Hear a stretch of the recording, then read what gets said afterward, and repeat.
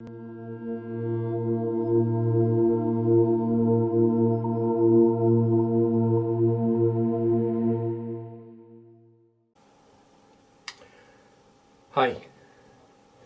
how are you doing after last week's announcement from Boris Johnson? Are you feeling better about the lockdown? Are you looking forward to getting out and about? Perhaps you've already been out and about,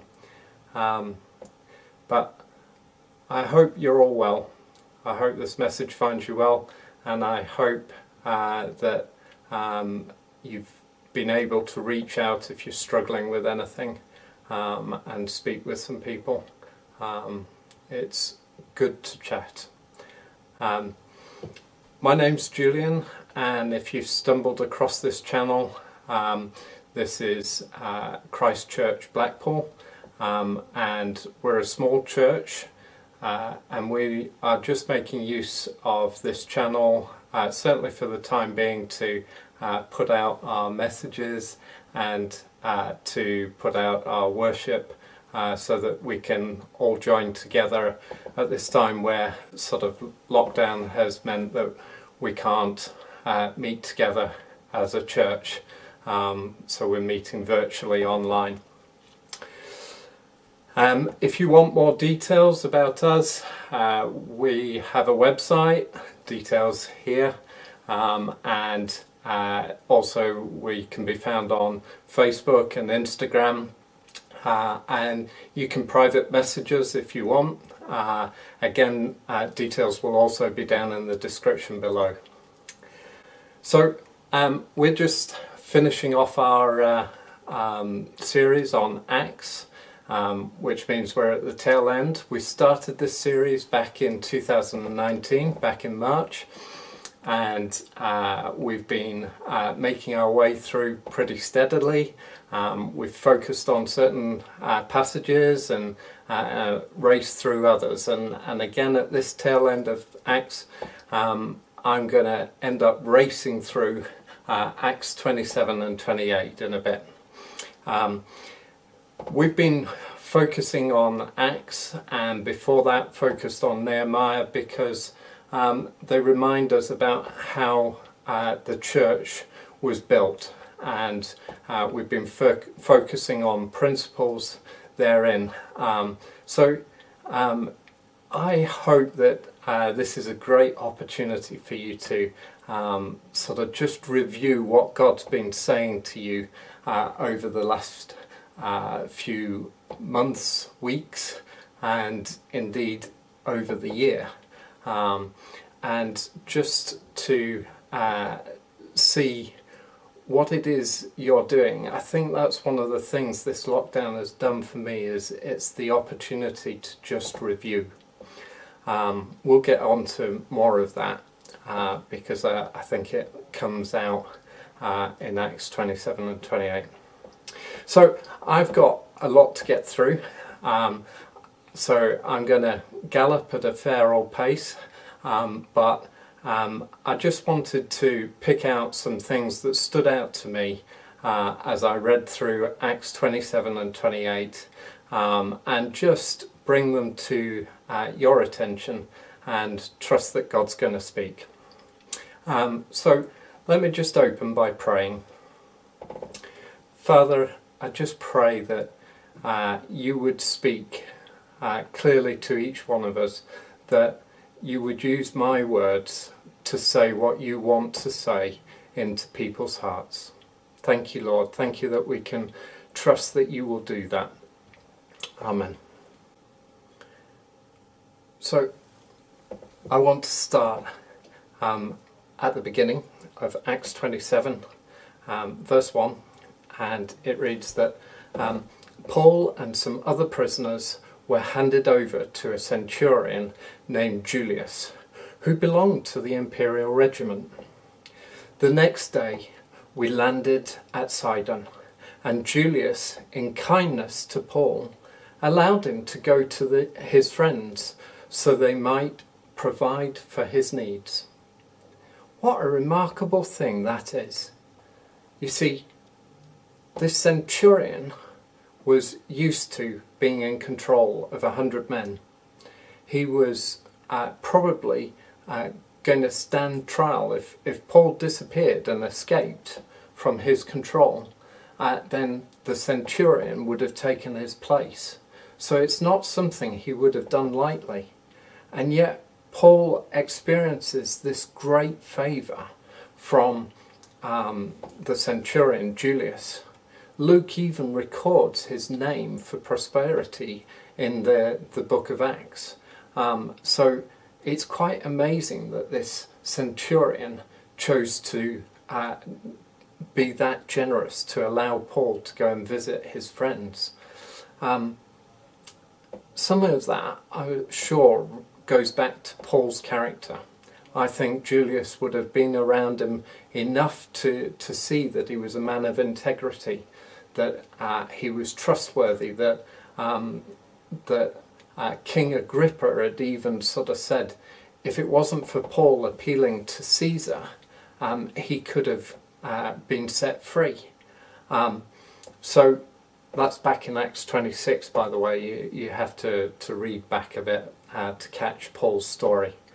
But Paul has this dynamic that just means that he's trusted by people very quickly. I'm sure that was a part of how he was able to set churches up so quickly. That he could be trusted, that he had these attributes, that he could easily see the red lights, for want of a better word, all those traffic stops that make your journey not as smooth. And yet he chose to give thanks for the green lights. He chose to see where God allowed him a smooth progress. What does your life look like? Are you the kind of person that people look at and they begin to trust you? It's a huge challenge. Both Isaac and Ethan, my boys, would be able to testify that there are times when I make promises that I'm not able to keep. I always try to keep my promises, but sometimes things get in the way. But I get the impression that Paul didn't make these promises, and that he stood by his word. It's a challenge to us in how we carry ourselves around Blackpool. Do people see Jesus in us as we go about our life? Jenny often says about how she pops into Aldi on a Sunday afternoon, and the Aldi staff have got to know her. And part of that is just probably her friendly nature, how she says hi to people, how she sort of talks with them. And it's those kind of things that we have an opportunity to do, and it makes us stand out from the world.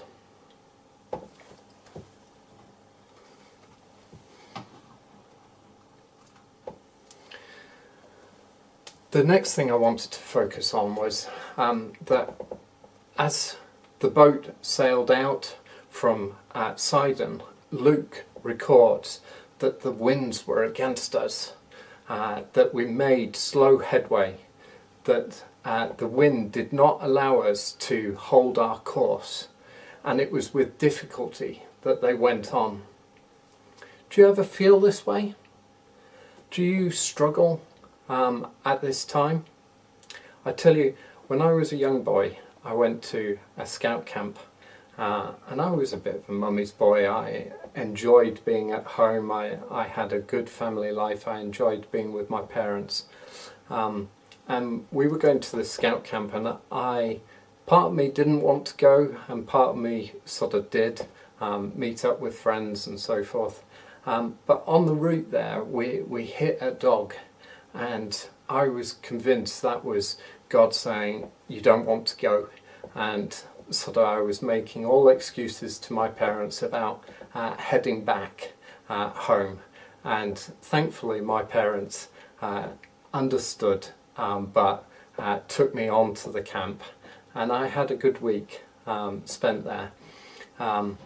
But these are difficult times. It's difficult to know when God's closing a door or when it's just hard going. Jesus said, John records Jesus saying that in this world you will have trouble. Perhaps you're finding it difficult to socialise. Perhaps Zoom isn't your thing. Technology doesn't seem to work for you. I want to encourage you just to keep trying. It's difficult at this time being separated, but make every opportunity you can to just catch up with people, find out how they're doing. If you really don't like Zoom, then make sure you're ringing people and letting them know how you feel, but also finding out how they're feeling, how they're doing. The ship was a big ship that they took, so it was sturdy, it was strong. Luke records in Acts 27 verse 12 and 13, he says that since the harbour was unsuitable for winter, the majority decided that we should sail on. And when a gentle south wind began to blow, they saw their opportunity. One of the things that stood out to me is, what are you placing your dependence on? What are you relying on? Are you relying on the material things around you? We're very blessed to have a house with 4 walls that's heated. Are you relying on your mind, your knowledge? Do you rely on your skills? What about the path that you've walked? Are you relying on knowing how you've dealt with this before? One of the interesting things about this coronavirus lockdown is that nobody's experienced this kind of lockdown, and there are so many different ways of dealing with it. But the storm comes to our lives and it changes our comfort zone. It's not always what we would choose, but the thing is that sometimes it's very much needed. You could have had this lovely job that you're just enjoying, and then because of the state of the economy, you've lost it. And it's very easy to turn around to God and say, why? Why, God? But it's possible that there's something better waiting for you, that you weren't looking for that better, and that it takes this storm to move you out of your comfort zone and into the better that God has for you. So I encourage you that just keep looking to God for what He's got for you, because He won't see you go without. Jesus was talking about how the birds of the air were precious to Him, how they didn't go without any food, and how much more we are. So just encourage you, look to God for what He's got.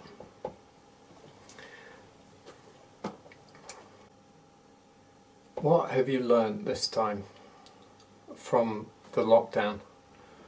For me, I've learned to press into God, that I need to slow down, that it would be all too easy for me to return to my previous life where I was commuting, and I boxed God into a small space where I would spend time with Him. I'd read my Bible, I'd perhaps do some worship, but it was always within that confined region because that was how it fitted into my day. And one of the things I've learned is to actually slow down, that the speed at which life progresses here in the UK is sometimes crazily fast, and there's an opportunity for us to go at a slower pace here, and I'm grateful for that. That's something that I've learned. The challenge, of course, is going to be that I need to continue that once I am released to go back and commute back to work, and not pick up my old habits, but to learn what God has put in my life for this time. So the next thing that stood out to me is Acts 27 verse 17. Then they passed ropes under the ship itself to hold it together, because they were afraid that they would run aground on the sandbars of Cyprus. They lowered the sea anchor and let the ship be driven along. We took such a violent battering from the storm that the next day began to throw, we took such a violent battering from the storm that the next day they began to throw overboard the cargo. On the third day, they threw the ship's tackle overboard with their own hands. Despite them being hardened sailors and having a huge ship, they got scared. And one of the things about storms is that it changes our values, or it can do. You get scared, and what you once held dear, you choose to let go. And for these sailors, their cargo was probably grain that they were taking up to Italy, and unless they delivered the whole grain, they wouldn't have got paid for it. So they were literally throwing the money overboard.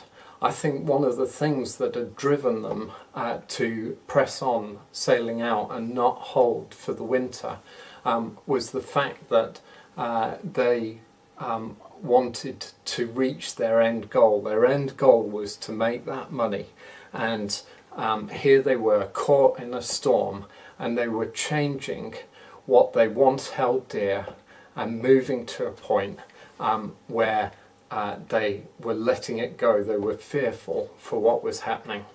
And you can imagine how big the waves have to be to have scared them. You know, this was a huge ship, and there were 276 people on it, and yet it could very easily have fallen apart from what they're describing by lashing the ropes under it and holding it together. You can very easily understand why at this time people are scared of what SARS-CoV-2 can do and is doing to people. You can understand why people are worried about sort of what's happened previously. Sorry, I'm just trying to change my notes. So they began by throwing cargo overboard. In Proverbs it says, Proverbs 11 verse 4 says, "Wealth is worthless on the day of wrath, but righteousness delivers from death." They were even scared enough that they threw over the furniture of the boat. They threw the tackle off the boat because they were trying to make it lighter and sort of not hit waves so hard. The final thing I want to focus on, because all of that is oppressive. You know, we're in a time of storm, and it comes and it changes our comfort value, and it comes and potentially changes our values themselves. But Acts doesn't end there with that storm and the boat being battered and broken apart. Paul stands up and says that, take heart. So Paul says he says, men, you should have taken my advice not to sail from Crete. Now he's not saying that as, no, I told you. No, actually what he's saying is, listen to me this time. You didn't listen last time, listen to me this time. Now I urge you to keep up your courage, because not one of you will be lost. Only the ship will be destroyed. Last night an angel of the God whom I serve stood beside me and said, do not be afraid, Paul. Now, that means probably Paul was afraid, that this ship was being battered. He wasn't confident that sort of where things were going to end up. And the angel comes and just reminds him, don't be afraid. God's got this because God is very much in control in our storms. The sailors were feeling lost. It tells us that the stars had gone in and the sun had gone in. They were just obscured by the clouds. But they'd had days of storms and they wouldn't have known where they were. They don't have GPS and all the satellites that we have these days. So they were very much relying on the sun and the stars to tell them where they were.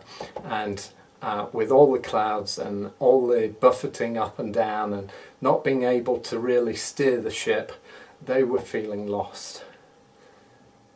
Are you feeling lost at this time? Have all the things that you've done normally, have they gone and caused you to lose your way? Just challenge again. Stick to God and what He says. Where's your trust at? Take heart, take courage, and put your trust in God. Acts 28, verse 3. Paul, bless him, they'd got to shore now, and Paul was gathering a pile of brushwood, and as he put it on the fire, a viper was driven out by the heat and fastened itself onto his hand. If you're in God's purpose, you can be sure that you're going to reach your destination. People might think that you're scum, that you're not worth it. People might think that you're a god. The real question is, what does God think of you? Who does God say you are? I've really been challenged over the last few weeks about who I am and who God says I am, because that's far more important. And it's a real journey. I think, again, this is another thing that I'm finding with this time of lockdown. It's an opportunity to hear who God says I am. So Paul makes it to Rome in probably the early spring, and Acts ends in a rather odd manner.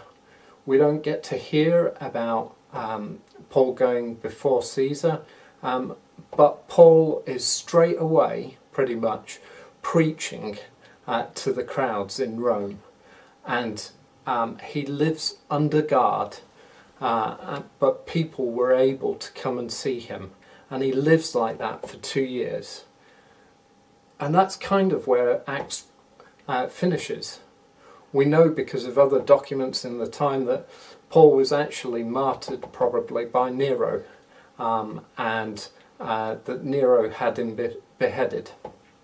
But the whole point is, this story of Acts isn't about Paul.